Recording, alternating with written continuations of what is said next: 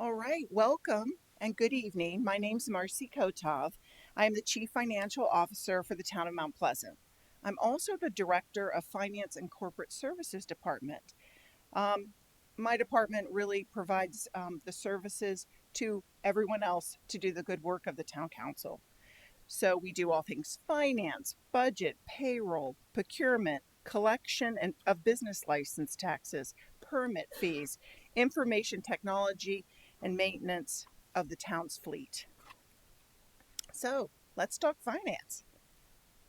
Okay, first I need to get this out of the way. This is the compliance kind of piece, the rules and regulations, just to let you know that public finance, we do have to comply with all state, federal, local laws. We have to meet certain standards and accounting principles. So when you hear GASB or GAAP, you know that we have to do it. And that's what you're seeing here. Governmental accounting is different from a business accounting. What we have is fund accounting, and that means the funds are established to track revenues and expenditures that serve different purposes. So the funds are self-balancing. You have your revenues, your expenditures in its own balance sheet. Okay, so let's look at the town's main four funds. We have the general fund, that is our operating fund, day-to-day businesses handled through there.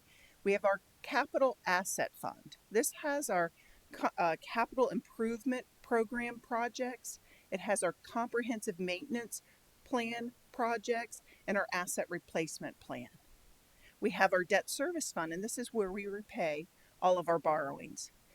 And then we also have a state accommodations tax, because when we're talking about different purposes, this money does have some constraints. So we keep it separate to make sure we comply with all state code.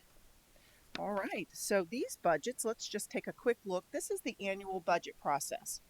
So what happens is we begin about the end of March, and that's when the town administrator presents his recommended budget to the budget committee of town council.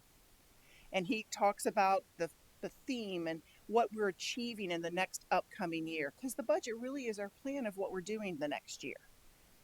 So that's the end of March. At April, town council committees, each committee will review by line item their budgets. So for instance, the public services department is their line item budget is reviewed by the public services committee and so forth. With the finance committee, kind of the catch-all. So if there's not a specific committee, it just falls to the finance committee.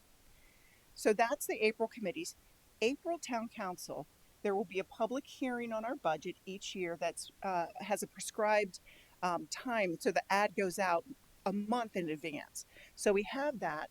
They also will have that public hearing, and town council will have first reading.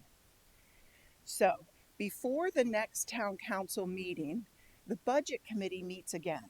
They take all the recommendations on the budget from all the committees, and then they make their final recommendation to town council. So in May, and this is just our typical timeline, in May, what will happen is town council will take the budget committee's recommendation, its second reading of the budget ordinance. It is their opportunity to make any amendments to the town administrator's recommended budget, and then hopefully adoption.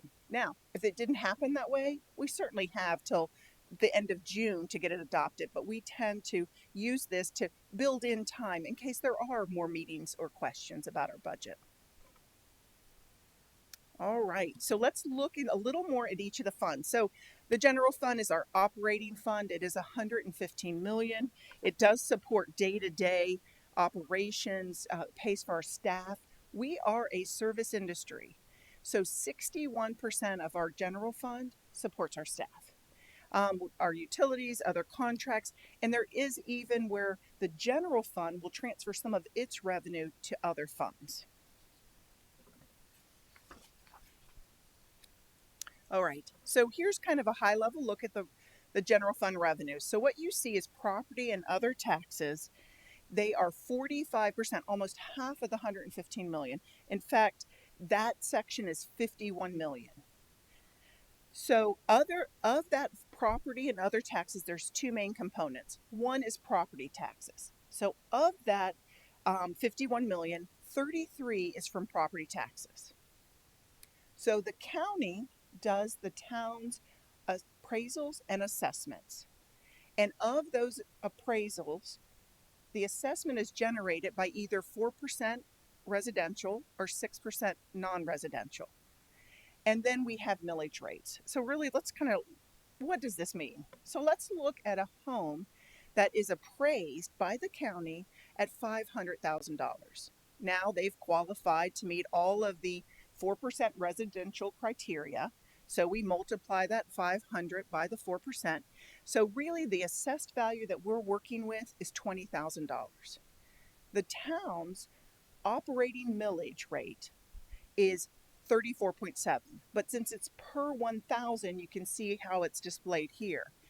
In the case of a home that is appraised at 500,000 and residential, their tax bill would be $694.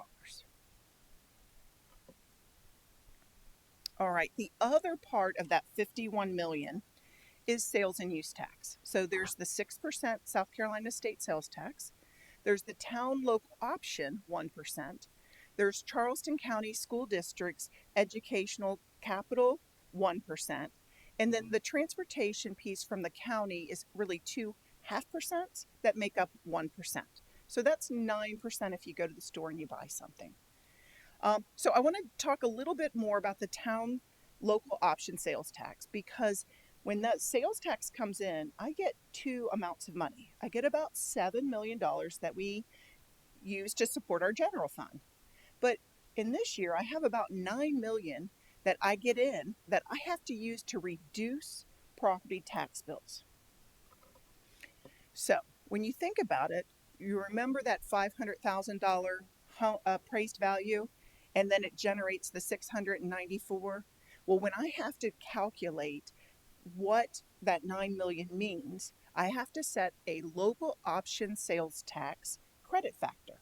We call it the lost local option sales tax, but we have to set a credit factor each year. So for last year, now the millage rate and the loss factor are set every fall. I won't get my 2024 tax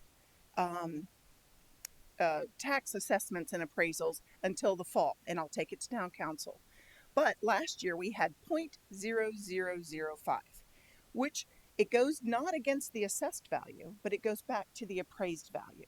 So that generated a credit of $250.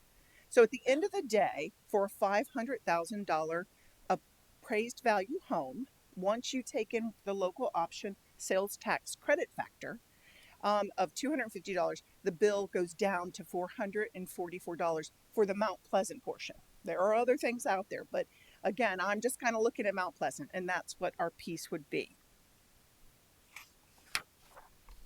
Okay, that's two main pieces of the revenue that make up almost half our revenue. I can get into other things, but I'm going to try to keep it high level. So on the other side, you have the expenditures. So our expenditures are structured by our funds. So you see our our departments, you see our departments, general government, police department, and all that. We do have a non-departmental department, which is kind of town-wide pieces and parts to it, and then also transfers out to other funds. But if you visually look at what every dollar that comes in represents, you will see that public safety, our fire and police, and our public services components are half. So half of every dollar is supporting those direct services that you receive as a resident. So if we look a little deeper into a department, departments have compensation, which is salary and benefits. So the benefits, government workers, you often hear they have benefits. Well, the benefits, let's just talk a little bit about that. So the state mandates, if you are an employee of the town, the employer, the town, has to pay in to the retirement system, as does the employee. So what that means is there's two areas. We have the public safety, which is our police and firefighter. The town has to pay in 21.24% of their salary into the retirement. And the employee has to pay another 9.75% of their salary into the retirement. For the all other employees, the town pays 18.56% and the employees pay in 9%. And that money goes into the fund, and it's not an option. And if you retire and you come back, we still have to do it. So if you're in a retirement covered position, you and I are going to be paying this money in. The other large cost that we have as an employer, a government employer, is our health insurance. Now, we are self insured, and what that means is we're paying our own claims. So, what we do is the town is very focused on wellness and health. So, we have actually direct contracted with direct primary care. We have 2 medical offices with 2 doctors where our employees and their families can go. So it does one, it really shows personalized service for our employees that we want them to be healthy, but it also actually helps maintain our control our cost. So, for instance, for the first time in this fiscal year, the employer contribution is increasing by 2.5%. The employees were not increased. The state healthcare increased 11%. So when you look, and we've tracked over time, we actually, it does make sense to do some of this. And we do it for 2 reasons. One, for the employee, but also it does help control cost while giving them 2 medical offices. And then there's the operating cost that each department has, utility, contracting, again, supplies. And then the non-departmental. So in that non-departmental catch-all, there's community investments that town council makes each year. There's some contingencies, operating contingencies. We pay for street lights, things like that. And then there, in the transfer section, we do actually transfer some of that general fund revenue over to the debt fund and our capital asset fund. Okay, this is one I wanted to show. We just finished fiscal year 24. We haven't even begun to start doing the audit. But for last fiscal year 23, we looked and we said, okay, let's go back to that house tax bill. It was $500,000 and it generated at the end of the day $400 and some dollars. What would it take for a house to be appraised at, in which case it would cover its services? Now, it used to be about 1.2. We hadn't done this in a couple of years. When I did it for fiscal year 23, it was almost 1.5 million for that standalone house to support the services it receives. A little shocking. Yes. Oh, yes, sir, please. It is net. Good question. Someone's listening. Thank you. All right. So now that's kind of the general fund in a nutshell. What we're going to do is we're going to look over at another big fund of ours, which is our capital asset fund. And again, the expenditures of the capital improvement plan is funded through that section of the capital asset fund, our comprehensive maintenance plan, and our asset replacement plan. And you can kind of see how that lays out. So let's look at the revenues that support this. Okay, so we do transfer general fund dollars in. A lot of those are for like maintenance items that come over for some of the asset replacement. If we borrow, the proceeds are most likely going to be for a capital project or a renovation or something. Those monies go in. We use grant, state, federal funds. We're always out there. We have a grants person that does nothing but help us apply to and get grants. Special revenues. So special revenues, we look at what we can use. We have hospitality tax that comes in. We have accommodations tax. We can, as a town, use some of that money for certain things. So the first thing we do is we look at our 5-year trend or forecast of our revenues, and we look at what projects those things legitimately can support. And we go there before we transfer money over. And there's stormwater fees. On your tax bill, you'll see the stormwater fee. That comes in, and that's doing not just repair and maintenance, it is also doing stormwater projects. Then we have impact fees. So the town has 4 impact fees: fire protection, recreation, transportation, and municipal facilities and equipment. Each year when we do our audit presentation, we also present how this money is used. This money, we build our own roads, and this money helps. You can see Fire Station 4, public training facilities, and sometimes it's just helping make the debt payment. There are criteria on impact fees, but I will tell you, they were adjusted in 2017, and it has really made a difference on some of the projects that we've been able to accomplish because of it.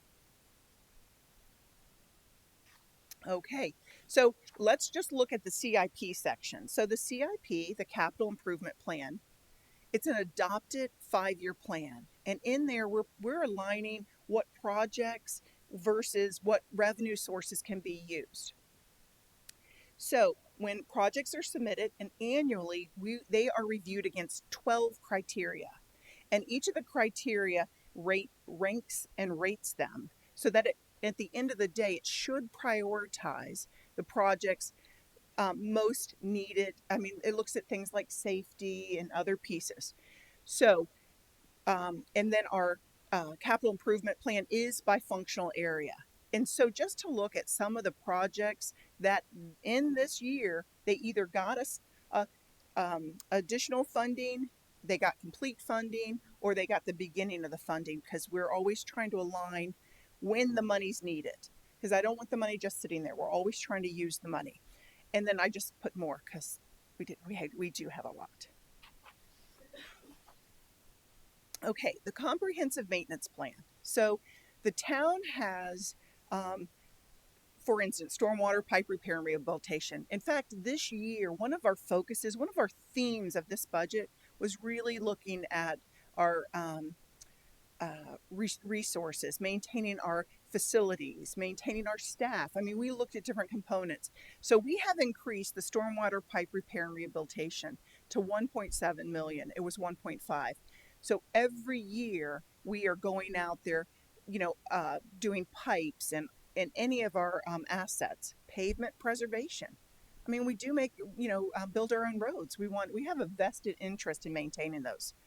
Townwide facility maintenance, vehicle fleet maintenance, sidewalk construction and repair, both sides of the coin. So that's where and I think you really see the focus there, that the town is really committed to maintaining, not just building, but maintaining what we own. The other part is the asset replacement plan. So we replace vehicles and equipment, technology, and this is a systematic and planned approach to making sure that we maintain our equipment or replace it timely. Street signs, all of this and more. The reason this fire truck, besides it looking really new and shiny, is we took to town council this year, because we usually do when it comes to our vehicles, we kind of balance some cash, so we have amount of cash funded replacement, but we also usually do a lease purchase. What we've run into is it's taking a long time to get our trucks, our fire equipment, our big fire ladders and pumpers and rescue. And so we went to town council and said, can we go ahead and do a GO, a general obligation borrowing, to get the money? And we have just put 1 heavy rescue and 2 engines on order. When we put those on order last week, the time to get those, 43 to 48 months. So while I say we have a systematic plan to replace things, we have taken into consideration that this could throw off our schedule. We are going to maintain our vehicles, but we also have to make sure that they're properly replaced. So besides other things that we've done recently, we're looking, and that they said one of the fire manufacturers is at 6 years. So anyway, we got them on order, and we got some more going.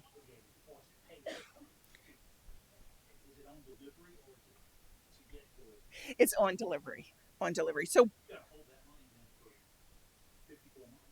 correct. So what happens in this case? So we went out last year. We're doing a 2.2 million lease purchase.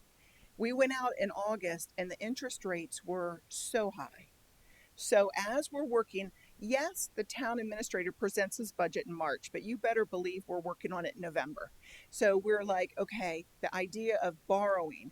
So we did not do that lease purchase. We can get better when we borrow based on our AAA. So in going out into the market.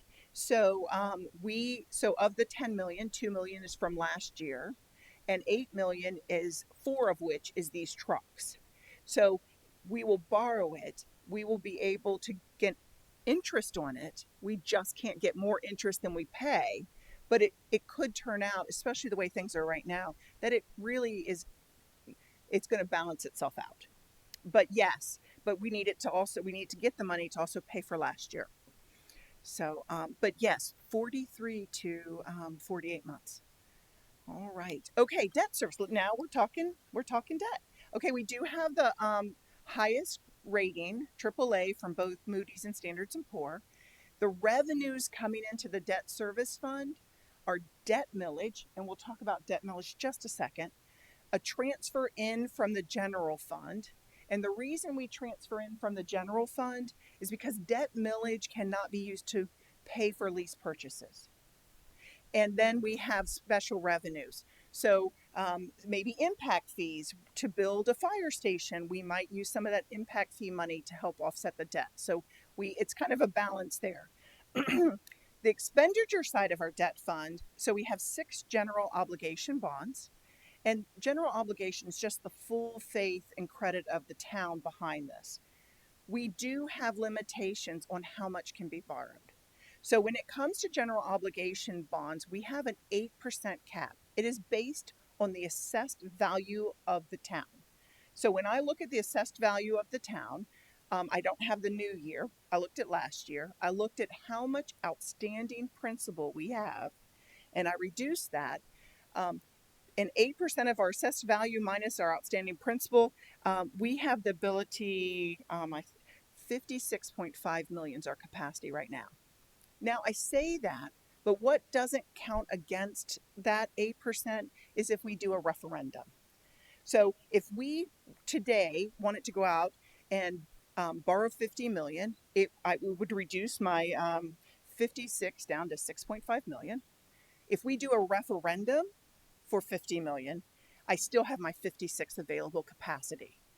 So, and there are other types of borrowing that you can do that also doesn't count, but they also don't have the same, you wouldn't get the same basis point as you would for just straight up AAA. But there are other options. I'm really not going to get that deep unless you really want me to. But we also have a state revolving fund loan. So the state loans out, especially for water projects. And when we did stormwater work at Snee Farm, we got the state revolving fund at like 1%. And then lease purchases, we still have 4. We usually, depending what we're borrowing, what equipment we're borrowing, we never want the equipment to be last shorter than the time frame. So we either do a 3, 5, or 7 year borrowing, just depends. All right. So we really talked about operating millage. So now we want to talk about the other millage that we charge, which is debt millage. So debt millage on that same $500,000 house that is residential and qualifies, it is back to the $20,000 assessed value. The town's debt millage rate is 0.0086, so you would pay $172 that goes towards. In fact, as it's debt service fund, it doesn't even go into the general fund. The operating millage go there, these go over to the debt service fund. Now, the difference in those two, yes, ma'am.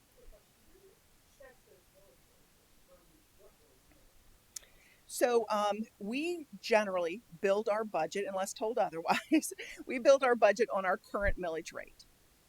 So in the fall, we've started our budget July 1st, fiscal year 25, yay. And then I will get in September our actual assessed and appraised values. So then we'll make sure that those values based on our current rate is good because there's no plan to change it. And then we take it to town council to affirm both of those rates and the local option sales tax credit factor. They will confirm it, but that's done in the fall. They could set it higher or lower, but the budget is always predicated on that. In fact, this year, once again, we hadn't done it since pre-COVID. We had a general fund 5-year financial plan. So what we wanted to show is based on our current level of service and some minor growth that we think may occur, can the budget we present, and this is what the town administrator asks me every year, is this budget sustainable? And so what we do is we do it internally. We just formalized it. Yes, based on what we have today, based on what I call natural growth, based on our people and our benefits and the services levels we have, it when we look 5 years out, it's sustainable.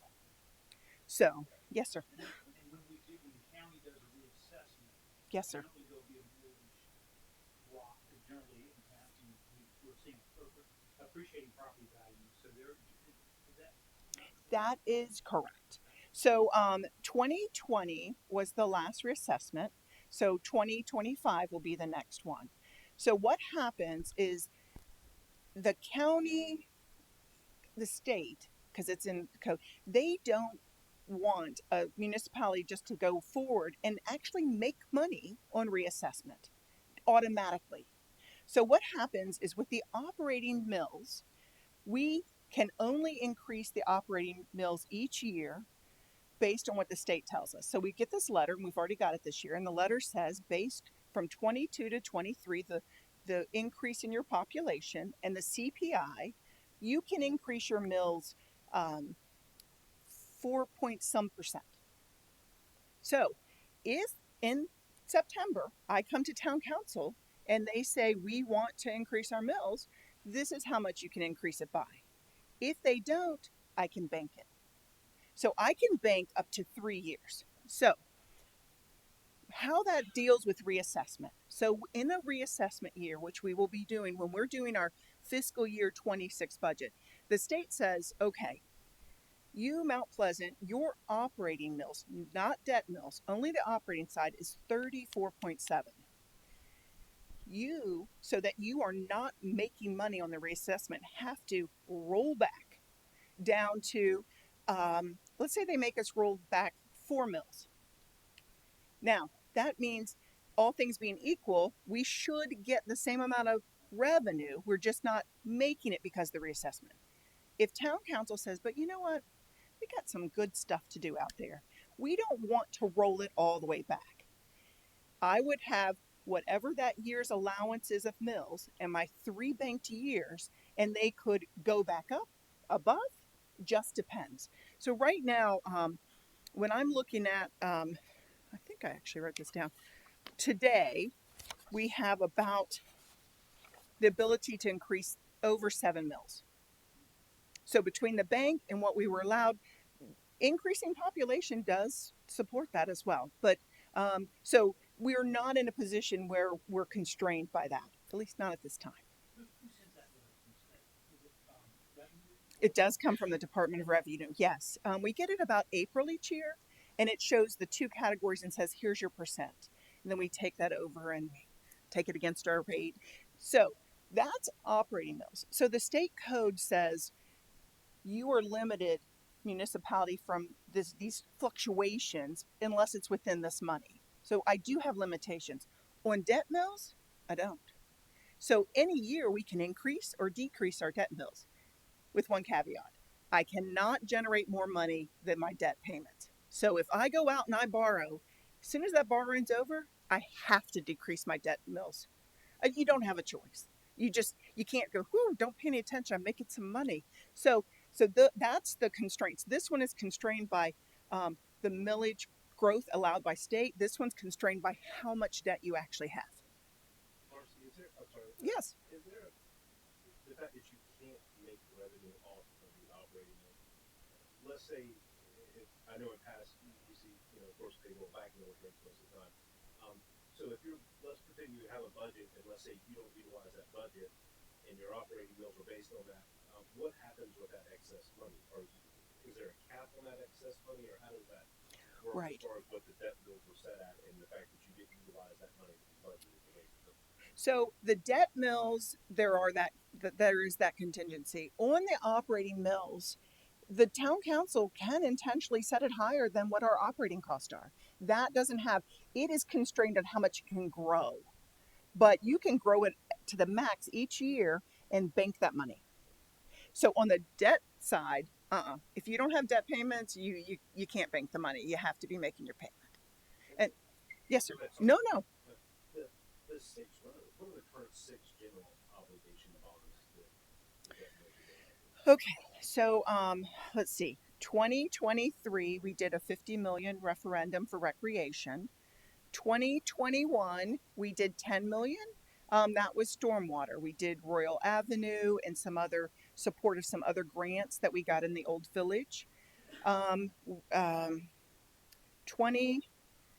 2019, um, hmm, okay, let me go backwards. In 20, we town hall and widening of uh, we have town hall that's about to close. 2014 was town hall and some.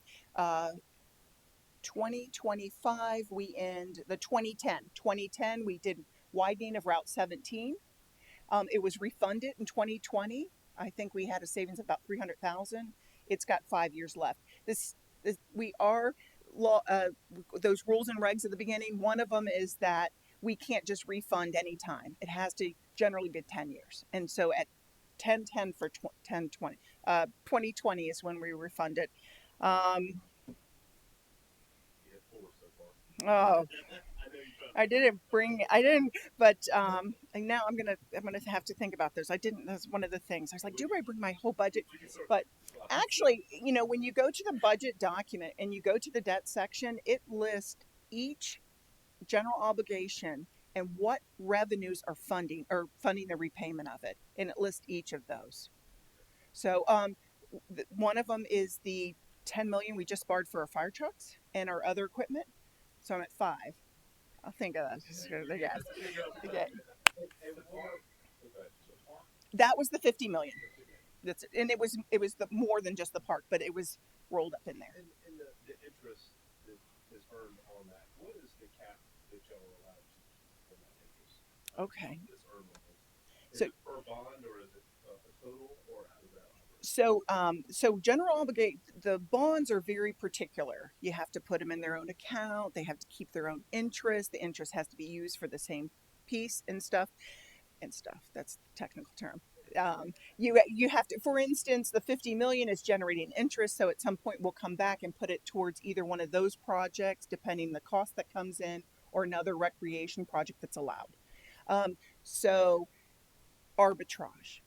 Oh, I love arbitrage. So arbitrage says you cannot make money on tax exempt bonds. So when I go out and we go to the market and we'll be for this 10 million, they're going to give us an interest rate. Let's just say it's 2%.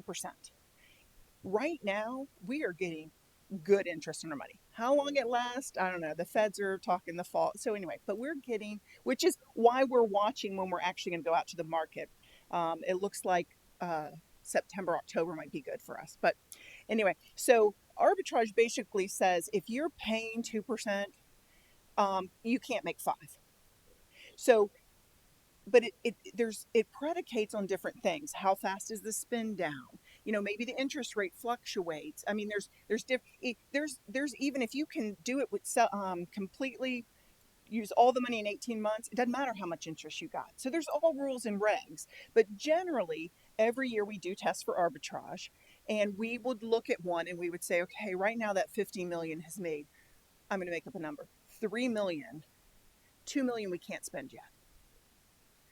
But every year we're testing that. And then at some point, as the projects are over and you don't have the money making the interest, it all works out. But arbitrage does, back in the day, they could go out and they could borrow the money and just bank it and make a good interest. And they caught on to that. So, All flexible depending on the speed of the projects, the rates. yes. So you really don't know the number until each year you can estimate what you can use, but you really won't know until the end how much is left that you can actually or utilize. Right. Each year we actually test and we know June 30th what can be spent. Other than Public Operations Center and Fire Station 4, 35 million done in 2021. No, maybe it was 2019. That's the other geo. We borrowed 35 million. We did Fire Station 4. It's complete, and we're finishing up the Public Operations Center north side. Great. So upper, Upper, upper, yes. yes. So so that was the other one, and then we have 4 lease purchases, and those are 5 to 7 years, depending what we were purchasing at the time. Automated trash trucks, scows, knuckle booms. I just like saying that, knuckle booms. So that is our debt fund. So we're always looking at the other funds. The last kind of major fund that we adopt is the state accommodations tax. It gets back to that based on the use of the money. Well, the state has criteria. The first 25,000 we get, 30,000 goes to a tourism um, organization, which happens to be the CVB, tourism activities, 65%, and 5% can come back. I mean, it gets convoluted. My husband, his eyes rolled when I was going over this. He said that's way too much, but just to show. And then the use, they did recently adjust and add a new use of this money, but generally it's tourism. They did add for a period of time, help with affordability and attainable housing, but generally it's for tourism. In that fund is basically just the state accommodations tax. Now that 2% generates just under 3.1 million for us. And then there is one grant, tourism grant we have in there, and you can see. And I had the space to fill. But this is how, do I need to pay accommodations? Well, if yes, do this. If no, but it is is it more than 30 days? Is it, or anyway, as you can see, it has that. Some of that money we do transfer to the capital fund, debt fund. So for hospitality and accommodations tax, if you are a municipality that has more than, I believe it's $900,000 worth of hospitality or accommodations, you can use it not just on the specific tourism pieces or heads and beds or any of that, but you can actually use it to support some of the services, police and fire and public services that also support tourism. And so we do that. We kind of balance it out. Some for capital projects, some for staffing, and then the different pieces. I think there's some maintenance in there, but that's the piece. So that is I just kind of went the 4 funds, but you know what? Whatever you want to know about finance, I'm here. The ATAX, does it have, there's an advisory committee or advisory board, is that correct? There is. There's the ATAC, they're called Accommodations Tax Advisory Commission, I think it is. And not only that, but there's also TURC. Now, TURC is the Tourism Expenditure Review Committee. So after we go the year, then it comes to us and we go in and we have to complete a report. And this TURC, they review our expenditures and they make sure that they are meeting the letter of law. So it's more than just us doing some, a committee doing some. At the end of the day, we're accountable. We do get some county accommodations tax as well, and they require kind of the same thing of us. You're going to get this amount of money, and we have to tell them here's how we want to use it, and then we have to tell them how we did use it, probably so they can do their TURC report. And that's dependent upon what they decide to give us each year, right? Because they can change. It is. They kind of came up with a formula, and the formula said, okay, we will give back roughly 25% of the revenue generated in your area um, if we're not funding a project. If we're funding a project, you're going to get about 10%. Now, it changes depending on how much money kind of went down during, of course, COVID when economically things were hit. But for instance, they were funding some monies towards the African American Museum. So the city was getting 9 or 10%, and they were funding, but it doesn't mean they couldn't have had 2 or 3 projects. The town hasn't had a project underneath that, so we're getting about 25% of what, or 24, whatever's generated here comes back for those same type of tourism things. And as far that turf board, is that a state board? Yes. That is.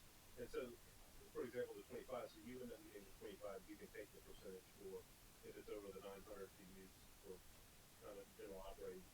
And the rest you have to pretty much disperse for those things if you don't have projects. But if the town decided to build a visitor center or something, that those That would, that money could go towards something. yes. In fact, when you look, one of the things that calls out is a visitor center and different public buildings and things like that that support tourism. Yes, we recently we wanted to use some of our county accommodations tax um, to to help with Fire Station 7. It's one of the fire stations we're looking at right now, and they weren't real keen on it. But they're like, okay, but we can you can use the money towards firefighters. So I said, okay, here's money I was going to use towards firefighters. I'll let you pay for them, and I'll pay for the fire. So you got to, you. But if that's what they need, that's fine. But we do try to do those criteria, make sure that we maintain. I mean, yes, we knock on wood, don't get management comments or anything like findings. So we go above and beyond. The same public services, fire, if these kind of fall into that realm of, of those areas. Um, but it's like you said, you can only use it. They can dictate you can only use it for specific things, and maybe not structures, but maybe staffing and equipment and responsive Right. to calls for those type of things. One of the things that we looked at, so COVID hit, and it hit. We shut down town hall, shut down March 20th, I believe, and so besides trying to do a budget and everything else, but when COVID hit, suddenly these monies weren't there. So we really looked at what we do with our money. So when it came down to our hospitality and accommodation, less than half is used for some staffing. So what happened is we put all the capital projects on hold and everything else because we needed to make sure we could pay our people. North Charleston. Oh wait, will they be able to see this? Anyway, my understanding is they did have some layoffs, and part of it was because they were funding more than half with this money. So we try to balance a little bit for debt service, a little bit for staffing, and then projects, and we try to keep a nice balance so that we can weather different events that might happen. So I think that brings up a good question. COVID disrupting the community. We're also a community that's on the coast and susceptible to natural disasters. Can you talk a little bit about our reserve fund and how that's designed, I guess, to keep us afloat in those periods of turmoil? Yeah, certainly. So back to the very first when we talked about fund accounting. So our general fund, our operating fund, has revenue and expenditures, and it has its own fund balance. So right now, we just finished a fiscal year. We'll settle out all of our expenditures. We'll settle out all our revenues, and at the end of the day, if we have money left, it goes down to our fund balance. Um, so, I mean, we will have money left. So it goes down to the fund balance. Now, Town Council here in Mount Pleasant has established a fund balance policy. And what they say is they say, we want to maintain 25% of our operating expenditures in a reserve. So after all that's settled down, we look at what's in our fund balance and we say, okay, set aside 25%. And since our budget goes up each year, that amount goes up. So we set aside our 25%. In that policy, they also have us set aside $2 million for reserve. So we set that aside. The last component of that policy says an amount that equals half, so basically a third, an amount that equals half of your unrestricted goes towards infrastructure projects every year. So what happens is we estimate a little bit, we estimate a couple million just so we can make sure projects are done. At mid-year, I come back and I say, okay, we estimated that we would have 5 million. We actually have to true it up and we need to transfer another 3 million over. So not only do we maintain unrestricted and our reserves, but we are also continuously funding infrastructure. Now, saying that, we're AAA rated. We met with Moody's and I said, is there a magic number? I mean, is 25% the right number? What is this number? And she said exactly what you said. Because we are a coastal community that is susceptible to weather events, if you will, they like to see 30 to 35%. And with our unrestricted and all the restricted, we clearly maintain that. And this fall, when we go out for to the market again, we have to meet with Moody's and Standards of Poor again, and we have to show them all of the things we do. One of the things that they really liked that helps us is they look at how you look at resiliency and addressing. So that we set up a resiliency committee. They really that gave us great pluses for our last borrowing. So they do look at all those aspects. It's not just financial. It is planning. It's the governance. So we're very lucky and very fortunate in all those things we can check off and have AAA rating. Also curious, how does Mount Pleasant millage rate for the operating compare to other nearby cities? Are we comparable? Are we higher? Are we lower? So we do look at that, and I had a beautiful graph. I thought I I didn't know that anyone would really care as much as I do about finance, but we're extremely low, half, if not more than half, of others.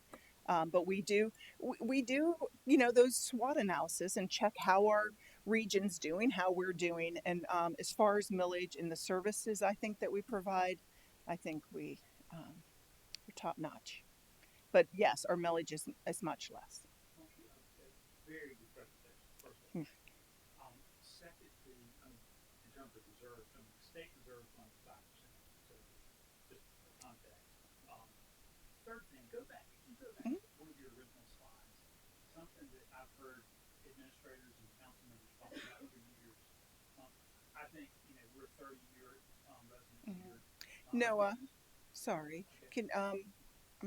Can you go back to an earlier slide? I'm having um, um, Yeah, maybe like it's the dollar bill. oh, the dollar bill. Right there we go. Thanks. Um, maybe one before that. Oh, one before. Thank you. No, with the graph. There you go. There you go. Yes, that one. I think the town's exceptionally well run. Has been exceptionally well run. We're very pleased to be here. One of the things that um, we have heard from time to time, the distribution of revenues between taxes and license and permits. Okay. Um, can you talk a little bit about the trends in the licenses and permits, particularly with respect to building permit Hmm. allocation, particularly with respect to we're kind of hemmed in. Um, tell me like 5 years what that trend is Okay. in permit. So, first of all, let's really think about property taxes. So, when you look at property taxes, about 58% of those are from residents. So the other kind of litmus we look at is how much of our taxes are borne by residents versus businesses. So, in the case of property taxes, the majority is residential. Now, of course, in licenses and permits are business license. So business licenses, oh gosh, 13 million.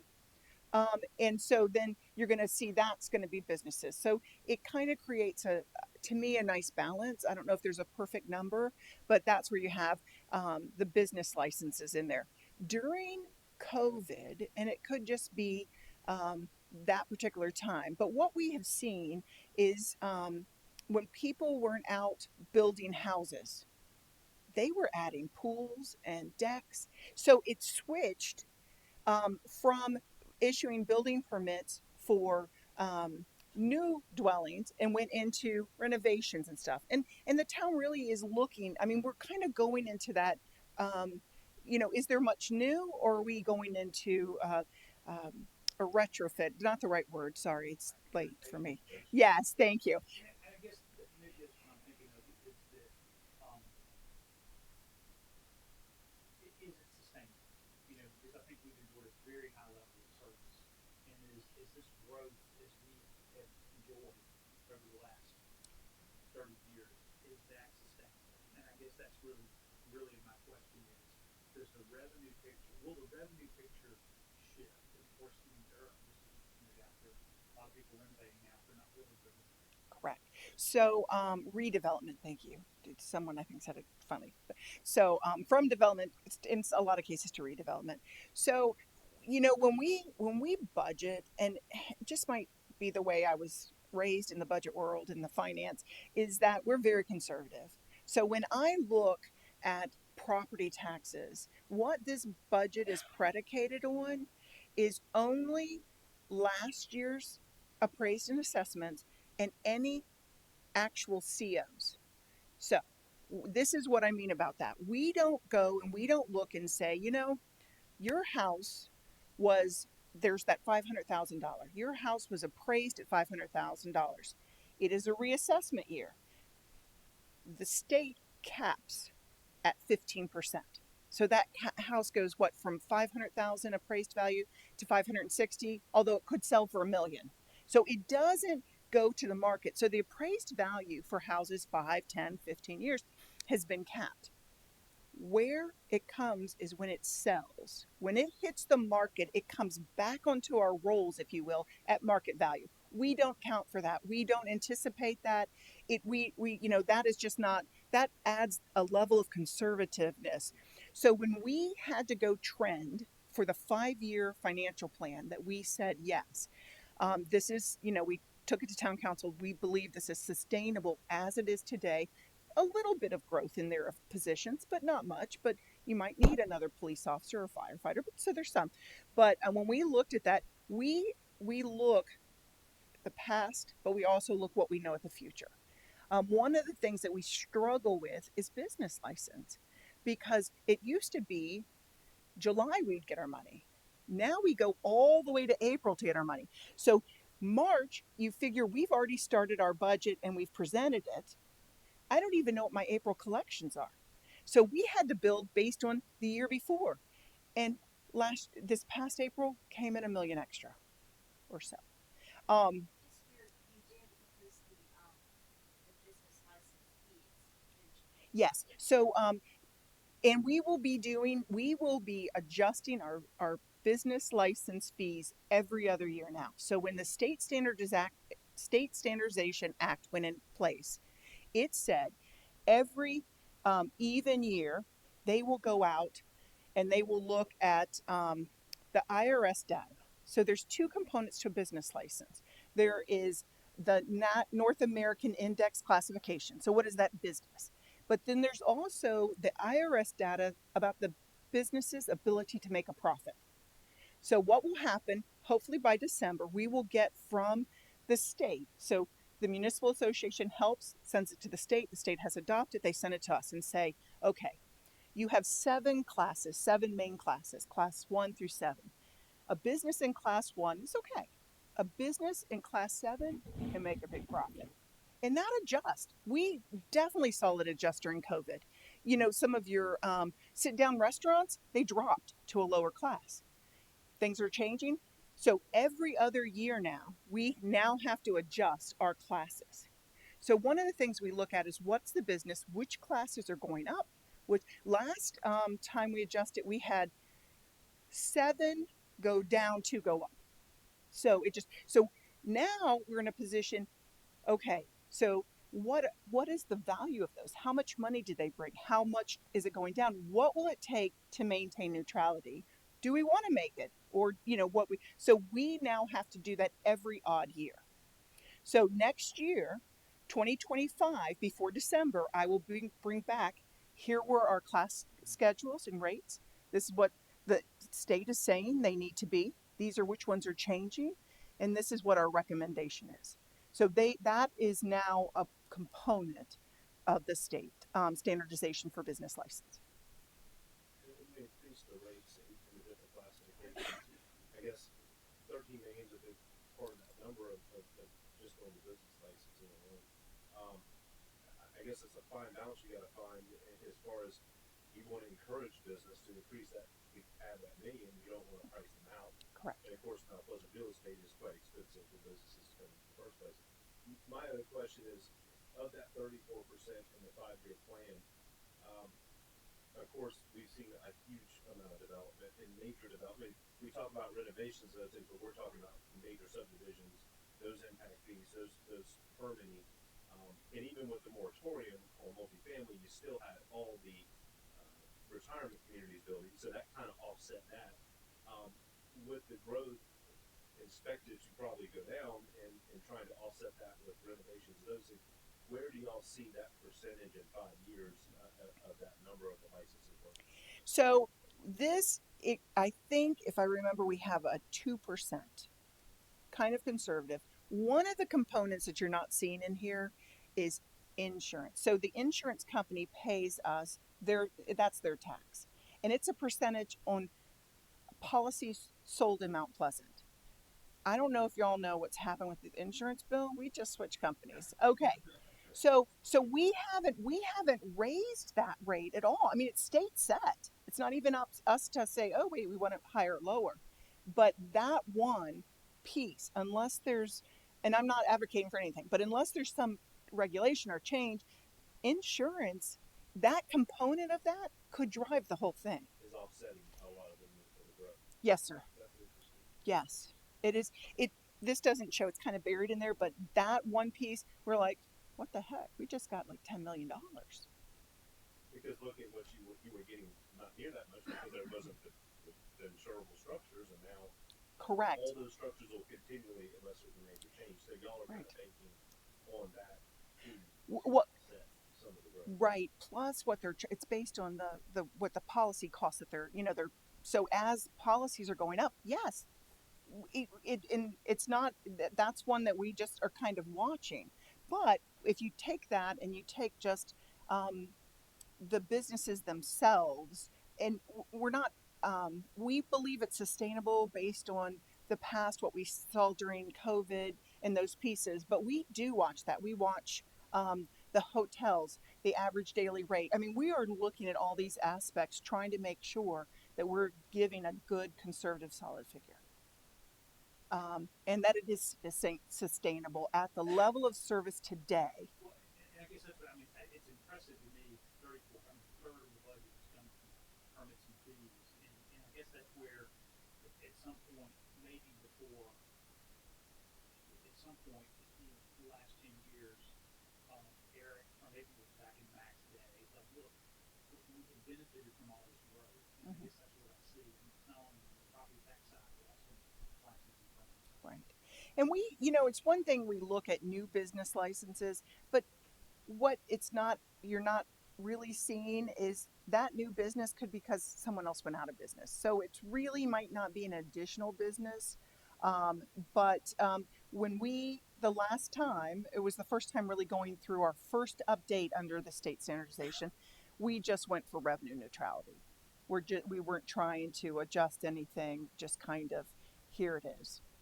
But that legislation will have us coming back every other year looking at that.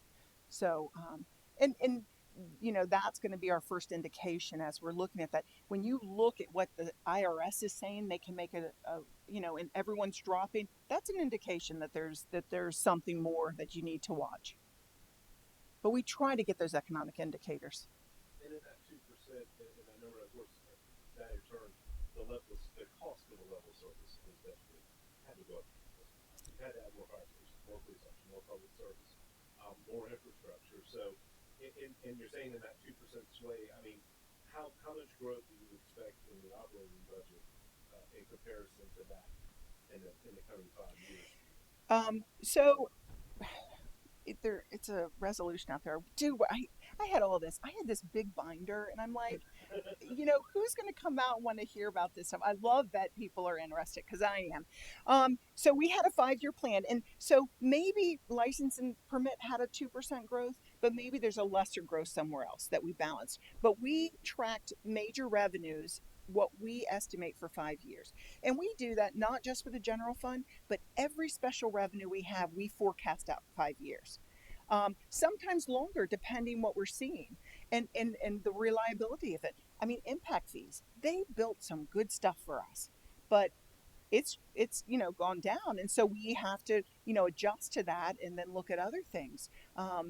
But and then of things that might be coming, and you think, I'm going to get me some impact fees, but and then but when is it coming? You don't know. But we try to look at lagging and leading indicators. We try to look at our experience here. We are in a little bit of a bubble economically. I mean, it's just a fact.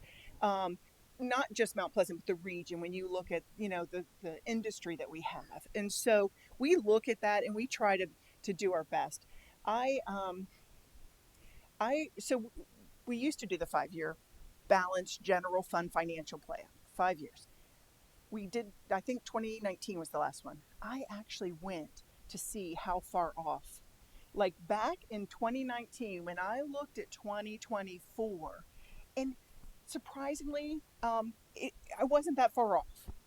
But in that, you had all of this, but over time. But we do try to be conservative, which helps us.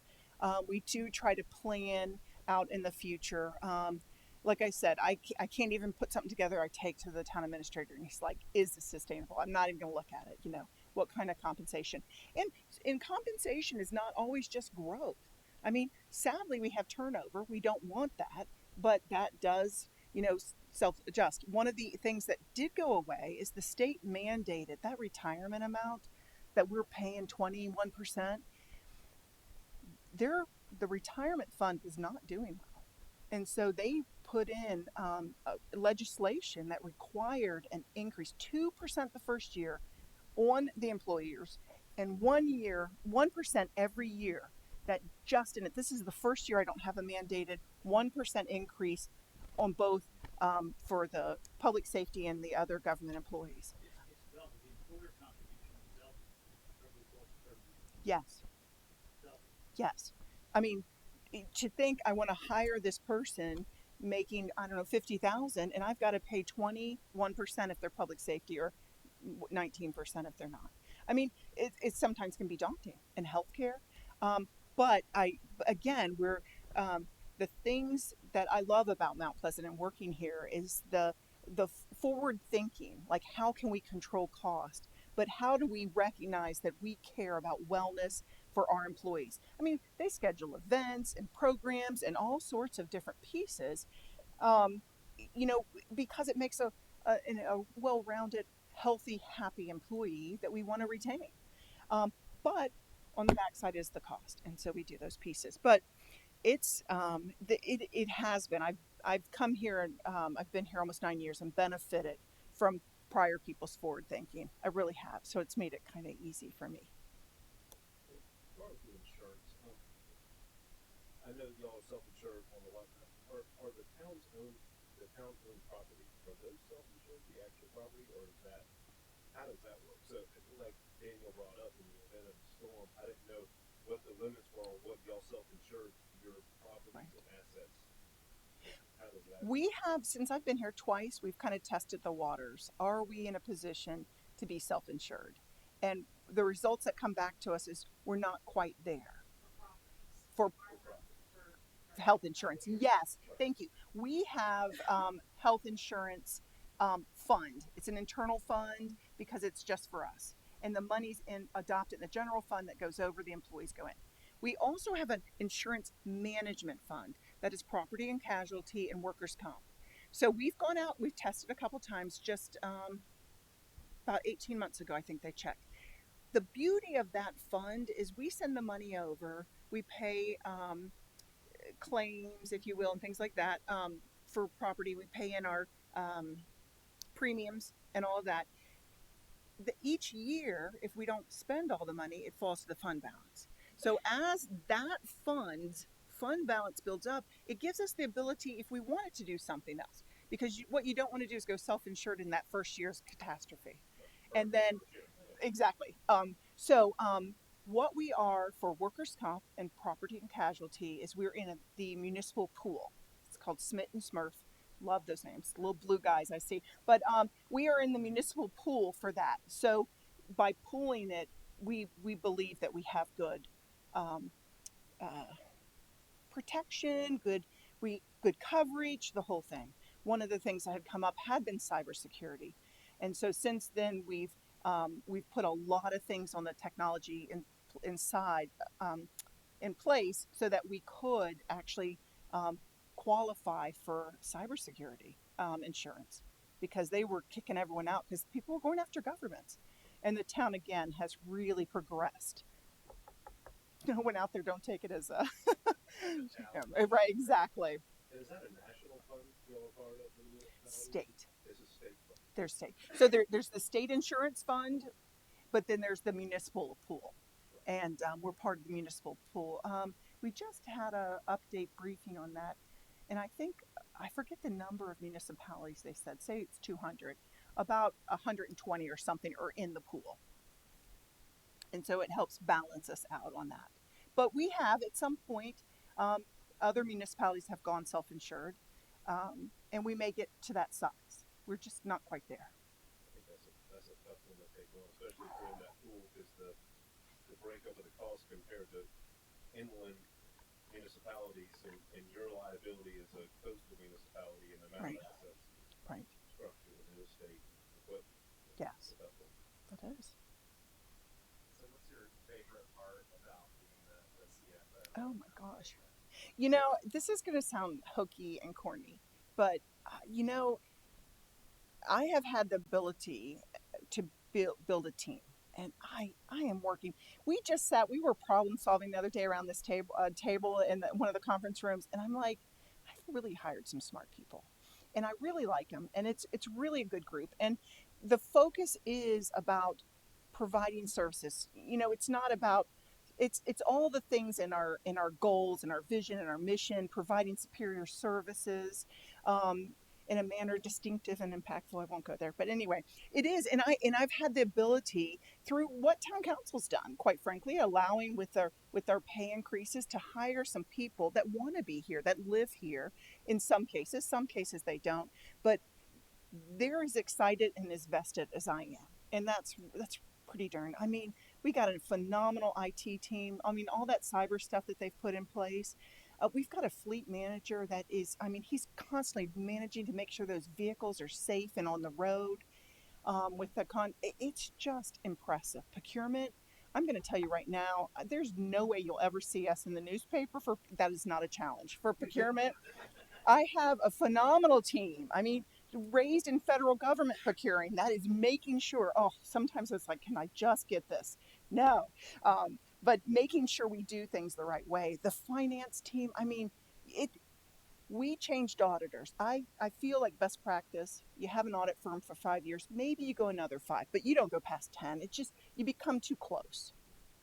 Nothing against our audit team. In fact, they help us now with internal audits, but we got a brand new firm, and they also do Mount Pleasant water work, so they're familiar with everything. They came the first year and stood before town council to say no comments, no findings, nothing, and that for anyone outside the finance world is so unusual.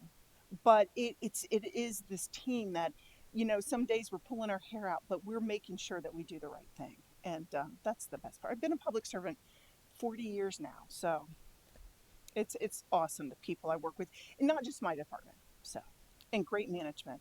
I've local government most of my career, and Mount Pleasant, I was pretty darn lucky coming here. So, How many total do you have on your team in your department? um, let's see, 42. That's IT, business license, procurement, finance, payroll, budget,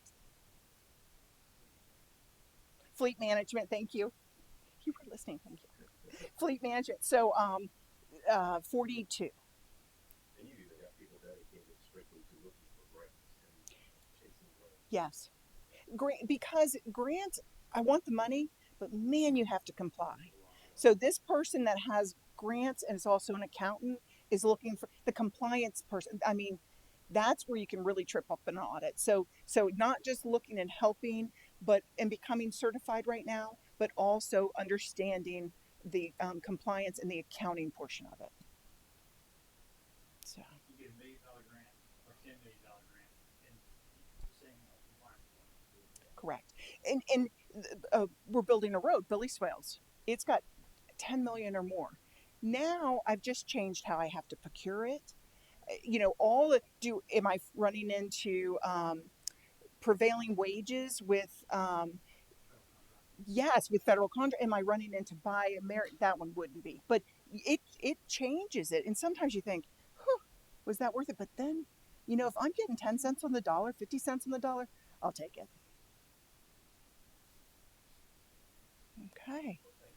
All right. Well, thank you. Thank you. I, Thank I, you guys Thank you. I'm glad to be here. Thank you. All right.